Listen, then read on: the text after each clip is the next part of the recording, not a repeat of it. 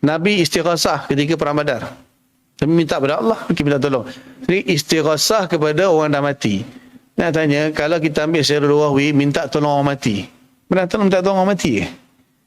Minta tolong orang mati. Orang pun, semua orang kata kau ni gila ke minta tolong orang mati? Kalau kau faham istighasah kepada orang mati, minta tolong kepada orang mati, mana ada orang minta tolong orang mati? Betul tak? Ada orang minta tolong orang mati ke? Nak tanya. So, kena faham yang dimaksudkan dengan istighasah kepada orang mati tu apa dia? Term dia, istilah dia dalam fiqh. Dan itu bukan satu tuntutan yang kita setiap kali belajar, okey, bab istighasah. Bab pun tak ada dalam kitab fiqh istighasah. Kebanyakan amalan istighasah ni dibuat oleh orang sufi. Lalu bila benda tu berlaku, orang akan tanya kepada ulama, boleh ke istighasah ni? Baru ulama kata, okey, apakah yang dimasukkan istighasah? Lughatan ialah meminta tolong. Okey.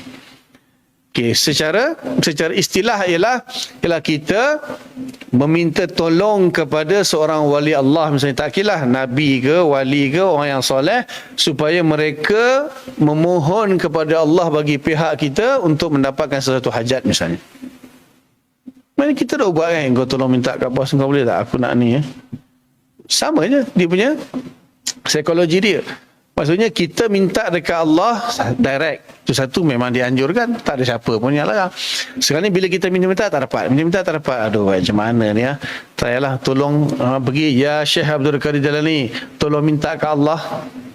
Tolong minta kepada Allah supaya Allah perkenalkan hajat aku. Lepas tu dia petikai kepala. Itu masalah isu. Dia dengar ke dalam kubur tu. Dia furuk-furuk dia lah. Kenapa kau tak minta kepada hidup? Saya nak tanya siapa sini wali besar saya minta tolong. Tolong doakan saya untuk Allah. Semua tu zaman sekarang tak ada wali lah. Susah dah zaman sekarang nak cari. Maksudnya nak cari orang yang macam Syekh Abdul Qadir Jalani itu dah payah dah. Nak cari ulama-ulama yang macam dulu dah tak ada dah. Sultanul Ulama, apa gelaran-gelaran kan. Sultanul Aulia, maknanya orang yang memang disepakati akan dia punya kewalian dia, kewarakan dia. So kita pergi dengan i'tiqad, bila kita bercakap dengan kubur tu, adakah suara kita didengar? Dia bagilah dalil yang kamu tidak boleh memperdengarkan orang di kubur. Masalahnya benda tu mustahil akli ke? Mustahil akli ke?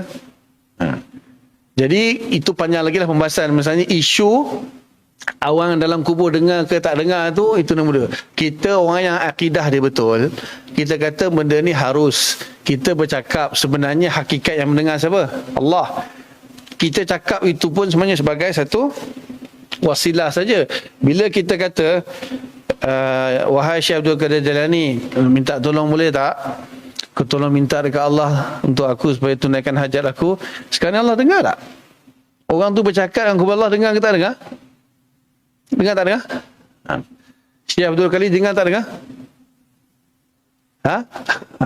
Hukum akli kata harus boleh dengar dan boleh tak dengar. Tapi hakikatnya dia mendengar atau tidak, kita mana lah tahu. Sebab ada dalil-dalil yang menunjukkan mana orang bercakap dengan orang kubur. Tapi kita dengar kan, Bukhari kata kan, dia dengar tapak kaki. Dengar tapak kaki orang yang hantar kubur. Tapak kaki dia dengar bercakap, tak dengar? Betul tak? Kalau dalam orang dalam kubur tadi dengar derapan tapak kaki orang yang menghantar dia pergi kubur balik. So sekarang ni orang kita talqin misalnya, dia dengar tak dengar? Imam Sakhawi, anak murid Ibn Hajar Asqalani, mengarang satu kitab tentang talqin hadis-hadis. Okey, walaupun hadis tu kita tahu tak berapa, tak kuat sangat kesahihan dia, tapi sabit benda tu. Jadi bila kita berdasarkan hadis tadi, maknanya orang dalam kubur mendengar derapan tapak kaki, so orang kalau talqin dengar.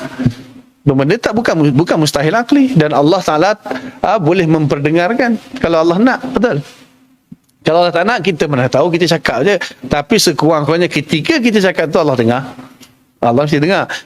Dia mengajuk lah ni. Dia minta kat aku tak bagi. Dia pergi kat wali aku. Dia pergi kat wali aku, so minta tolong wali aku, minta kat aku. Allah tahu tak? Itu je dia punya psikologi dia. Dia minta, wahai saudara, tolonglah. Tolong apa? Tolong minta kepada Allah supaya Allah tunaikan hajat aku. Aku dah minta dekat Allah, Allah tak layan. Mungkin aku banyak dosa kot. Tak apalah, kau tolong mintalah. Kau wali kan? Itu je dia punya psikologi dia. Salah. Kat mana syirik ni teh? Syirik kita pun kata kalau orang tu beriktikad Syekh Abdul Qadir Jalani ke siapa ke wali dan bahkan even Nabi SAW pun kalau boleh bagi manfaat mudarat kafir. Kita pun sepakat kafir. Sebab kafir tu pada i'tikad dia. I'tikad bahawa makhluk Nabi sekalipun boleh bagi manfaat mudarat memanglah kafir. Siapa yang i'tikad macam tu? Jadi siapa yang i'tikad yang akan bagi manfaat mudarat? Allah. Tidak ada selain Allah yang boleh manfaat mudarat, yang menunaikan hajat semua Allah. Tapi sekarang kita guna perantara. Ada yang tawassul. Tawassul dia lain sikit. Dia minta pada Allah tapi dia sebut kan ya Allahumma inna nas'aluka wa natawassalu ilaika bi nabiyyikal amin. Ini beza sirat tawassul dengan sirat istighazah. Istighazah ni yang paling berat sebab apa? Dia minta direct kat orang tu. Wahai Syekh Abdul Qadir Jalani, ya kau nak apa? Lari confirm ni. Itu yang wahai tolonglah madad kan istilah-istilah dia.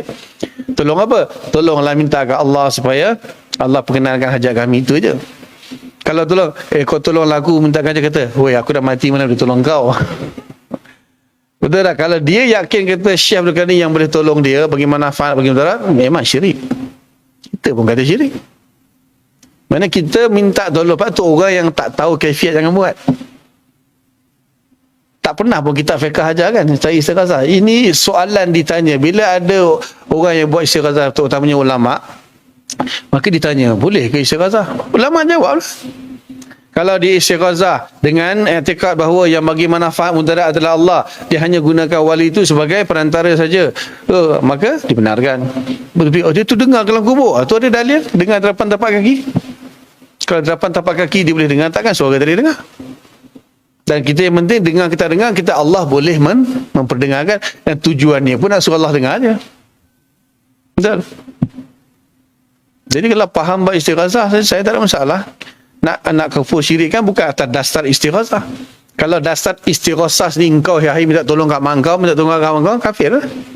Kalau istighazah pun kau tak faham, kau nak hukum kata istighazah tu kafir kan. Engkau pun tak ada manusia yang tak pernah istighazah dalam hidup dia. Itu tolong aku jawab boleh tak? Istighazah lah tu. Secara lugatan bahasa. Kalau istilahan, kena faham tu apa maksud istighazah secara apa yang kita ulama kita hukumkan. Kalaulah istighazah itu dia memohon kepada wali itu, mohon pertolongan kepada wali itu supaya wali itu minta tolong kepada Allah untuk dia, itu tak apa. Kalau dia kata supaya wali itu sendiri tolong dia, orang gila manalah nak minta tolong kepada wali itu tolong dia? Orang dah mati boleh bangun tolong ke? Logiknya kalau minta tolong orang dalam kubur, apa logik dia? Nak suruh orang tu keluar dari kubur. Okeylah aku keluar kubur, kau kuik-kuik nanti aku keluar bertolong kau. Macam tu. Tak ada orang fikir macam tu. Bila orang minta tolong dekat dalam tu, maknanya dia minta tolong tu supaya orang tu tolong minta tolong ke Allah. Macam manalah dalam hati nak tolong? Kan? So, tak ada orang, tak tahu lah kalau ada orang etikat minta tolong kat orang dalam kubur tu supaya orang tu keluar daripada kubur, tolong dia. Ada? Kalau orang fikir macam tu memang tak betul lah. Minta tolong supaya orang tu minta kepada Allah tolong kita. Itu istighazah yang dibenarkan. Selain daripada itu memang tak benar lah. Atau yakin bahawa orang dalam kubur tu boleh bagi manfaat mudarat, ini memang kufur syirik. Kita pun ulama kita sepakat benda tu.